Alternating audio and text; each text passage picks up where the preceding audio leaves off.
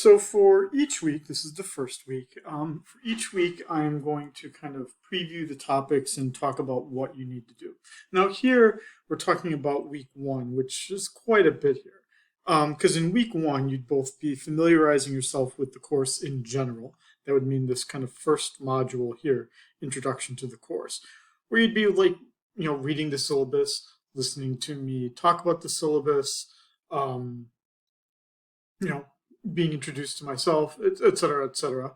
And then you would go into week one. So now what do you need to do for week one? Well, the first thing you need to do is just type up this quick introduction of yourself. It's the mechanism I'll use to ensure that you're participating in the course, because we have to file this thing that says, are you participating or not?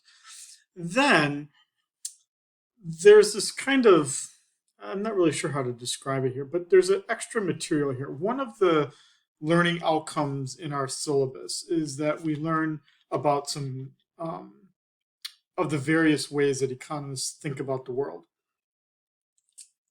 Now, when you read a textbook, it generally doesn't talk about there being a variety of opinions about economics. But even knowing very little about economics, you would have some sense that there's, Karl Marx, for instance, with Marxian economics. You've at least have heard of it before, that you would know that that's different. What Karl Marx says as a Marxist, communist, socialist is very different than what Adam Smith might say as a person who's talking about market systems.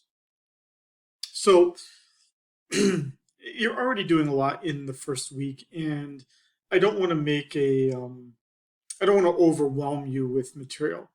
At the same time, some of you hearing about that difference might be, wow, that's really cool. I want to learn more about this. And I want to kind of appeal to both groups here. So you can see here under paradigms of economics, it says extra material.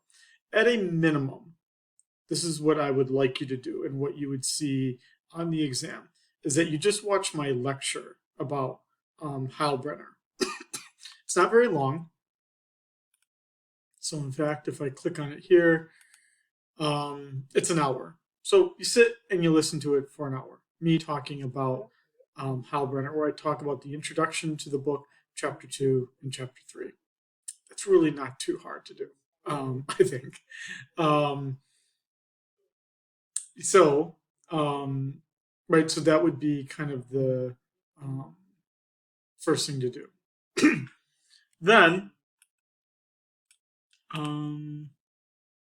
I don't know where our course went. So then after you watch that 1 hour lecture, if other things interest you more, then you could go in and you could read these I just scanned in. Or you could just save them to your computer, read them some other time. As you can see here, I say that it's optional. Anything you see on the exam would be in terms of what I said during the lecture. So really, for that part, all you really need to do is just listen to the lecture. Then, this week, we're covering 2 chapters. This kind of economics to core issues and the U.S. economy, a global view. Both of these are pretty quick reads. So the way that this generally would work, and I'm just kind of going over this greater detail here this first week, is that, depending on how you learn, you could read the chapters first, and they're both right here, right? So clicking on it, you would already need to be enrolled in the McGraw-Hill Connect thing, but to read, then I could launch it right here and read the chapter.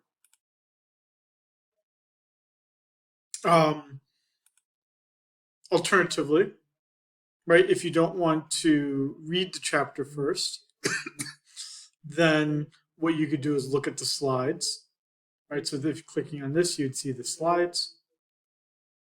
And then clicking here, you'd have the lecture. At a minimum, you should watch the lecture. Again, it's about an hour. I try to keep my lectures at about an hour, much like you would have if we had class itself. I understand there's some people who say, like, that's really bad. You should keep them in 5-10 minute blocks and chunk it up or whatever they say. It's just, it breaks the flow up, and you can pause it, and YouTube does a pretty good job of remembering where you stopped the video. So I think we're, just the flow of giving a lecture is that I need about, in this case, about 50 minutes or an hour to cover the topic. So you'll see here that what I do here is I just go over the slides. So if you have the slides on your computer as well, what you'll see is that, as I'm talking about things, I'm drawing, right? And you'd be kind of, it's like we were in class. Okay, then you've got practice questions, which are completely optional. I mean, it says practice, so that should give you a hint. It is optional. And then you have the graded assignments right here. The last thing I need to put in here is the news analysis paper. I will do that very shortly. So I know it sounds like a lot, but really at a minimum, what you need to have done by next Sunday, the 14th, would be these 2 graded assignments and the news analysis paper, which will be posted shortly. And what you would be doing is you'd be watching this lecture about Heilbronner. You would be looking over chapter 1 and chapter 2 to be able to do those 2 graded assignments. There's the news analysis paper, and then the last thing, which I still have to create a tab for, would be quiz number 1, which I'll post here very shortly as well. And so then most weeks you can expect to do 4 things, which would be a homework assignment for each of the 2 chapters. That's typically in a week, the news analysis paper, and a quiz. And that would be what you could expect, basically, at least for this first week. Then what you'll notice that I do here in, if you're looking at the syllabus, then in week 2, I'm putting the news analysis paper here, but it's actually not going to be due until the exam week. But the dates that appear here is what you should pay attention to, and the dates that things are due are also listed in the syllabus. Okay, I hope that's clear for what we're doing, what you need to do, especially in this first week.